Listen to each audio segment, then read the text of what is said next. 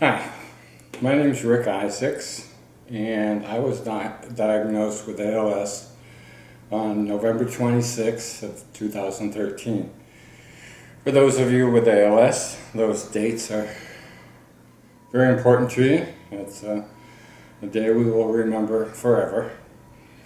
I'm putting together what I call a Rickumentary, a documentary of sorts by Rick, to try to help people that are going along with their disease as I am, and see if I can offer some tips and advice as to what to do and how to manage the disease. The first thing, I guess, is talking about when you're diagnosed.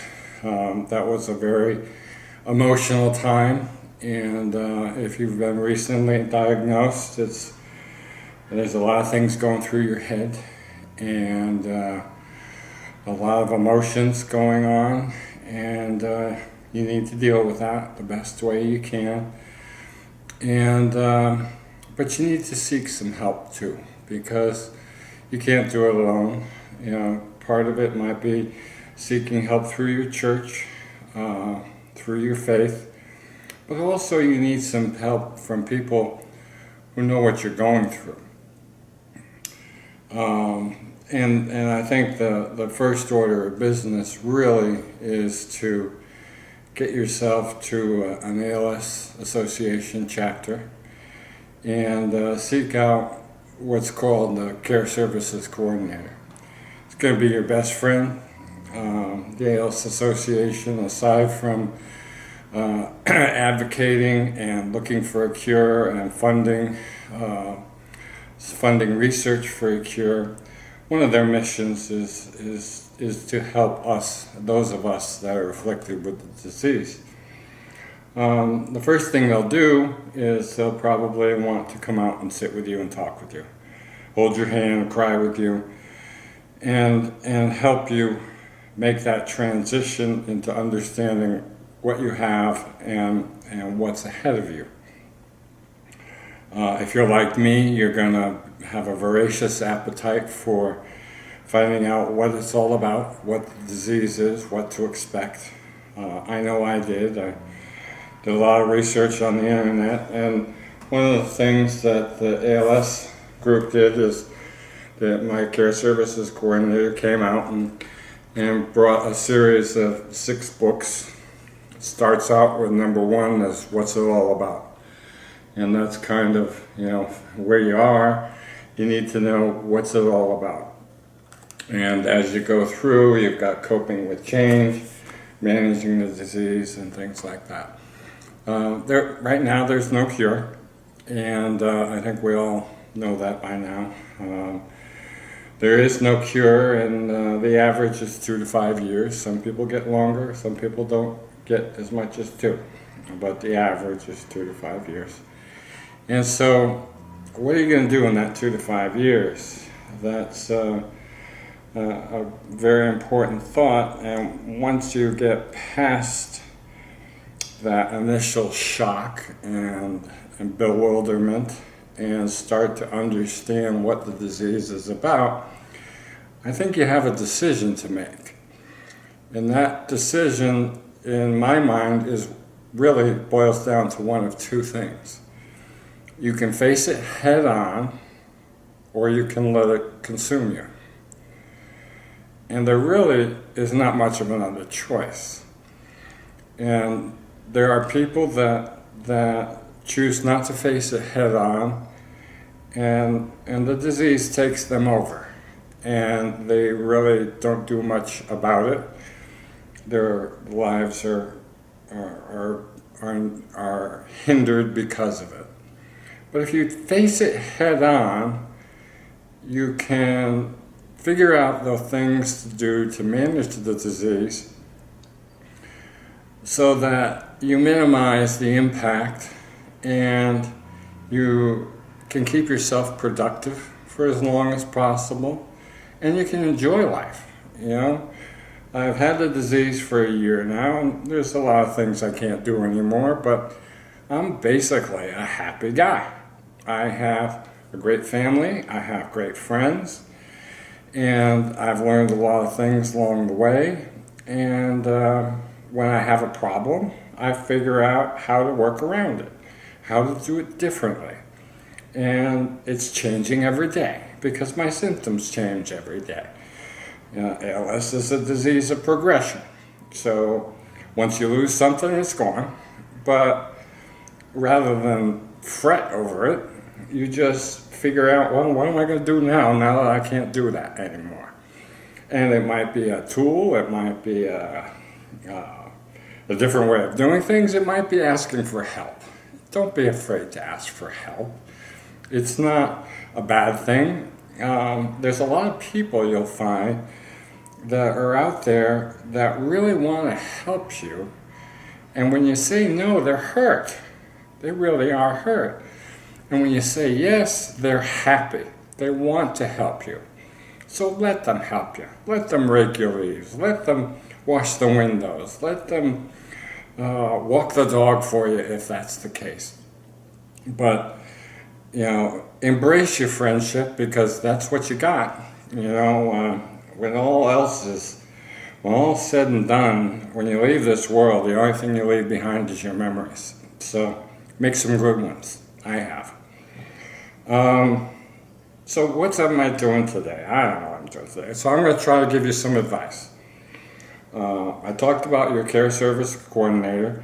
That's very important. The other thing I want to talk to you about is the ALS clinic.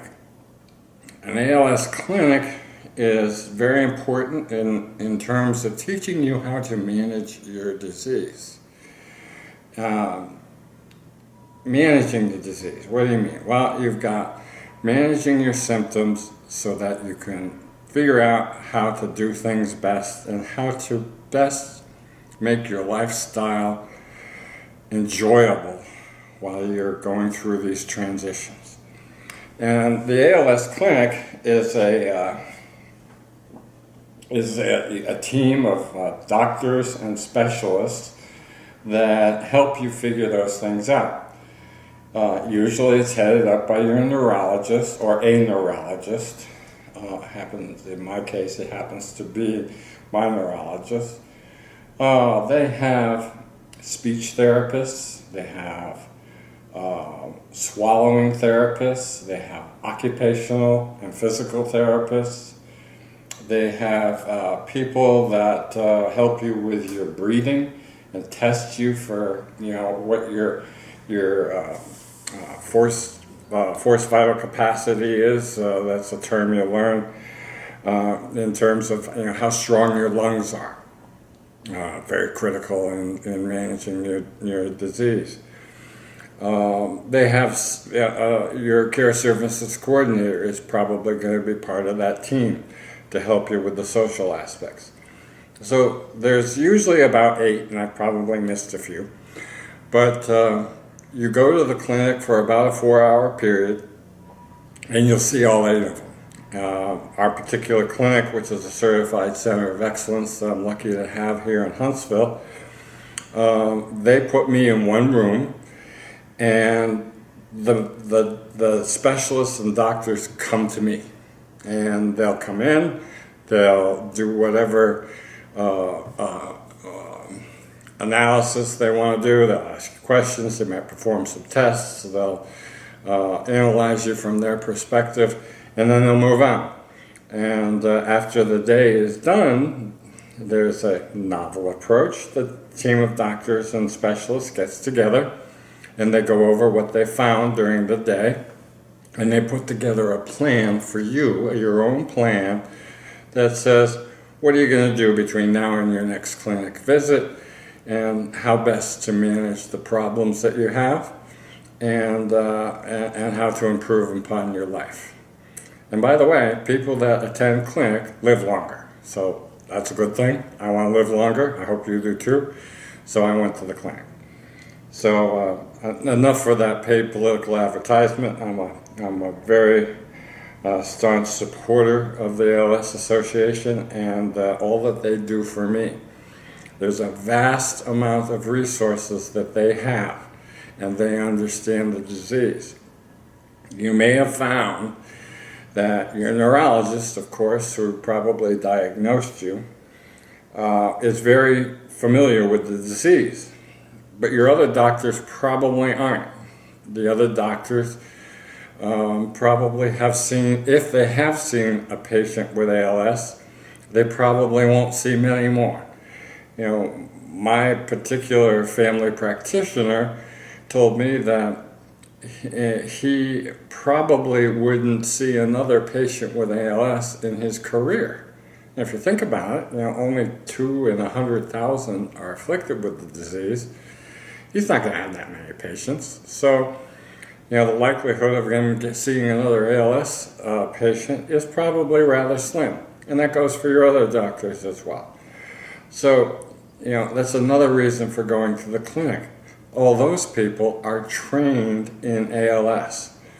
And you want to make sure whenever you do anything medically that you get people that are trained in ALS, because others will do what they think is right, but it may be contraindicative to what should be done for that disease.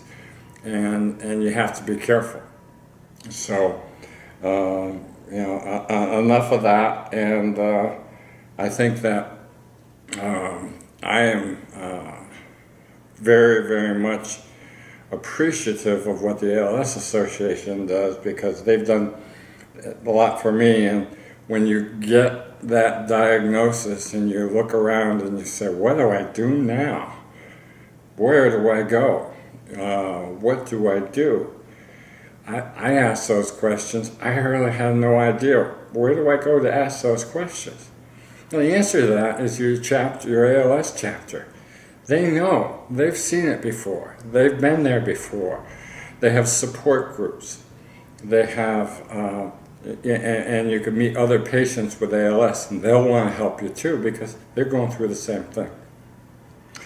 So get yourself to that ALS Association chapter, talk to your care services coordinator, and start going down your path. The other thing that I had to do before I really could start pushing forward in life is to analyze my finances. And after a few false steps, I found through the ALS Association a financial planner that understood what was going on with the disease. It's very important, because even your financial planner needs to know what you're going through. And that financial planner happened to also work with a lawyer for my will and my healthcare directives, and an accountant for my taxes and things like that. And it's kind of important, just to give you peace of mind, to figure out financially how you're going to be able to handle this. Everybody's going to have a different situation, but rather than just let it lurk over your shoulder and worry you like that dark cloud that's hanging over your shoulder, go talk about it. You know, bad news doesn't get better with age, right? So go talk about it with a financial planner, lay it all out, see what you got. See where you need to put your money and what you got to do with it. See what kind of resources you may have that you're going to need to be able to cope with this disease as you go through the next several years. And so it's important to do that. Now, my financial planner had very, very sage advice. She said to me, I know it seems like it's a huge amount of work to do, and it does. You know, wills, estate planning, healthcare directives, you know, all those types of things are very complicated, and they seem overwhelming. And she says, don't worry about it, just think about it as pulling weeds. She says, every day you pull a weed, and soon your path will be clear. And she was right. You know, I pulled weeds for, it must have been the better part of 6 months. But once I got done with that, I had all my planning done, I had my finances in order, I felt a burden lifted from my shoulders. I'm not thinking about that anymore. I'm thinking about how do I progress with my disease. So face it head on, okay? Don't let things just eat at you in the background. Face it head on. Don't let it consume you.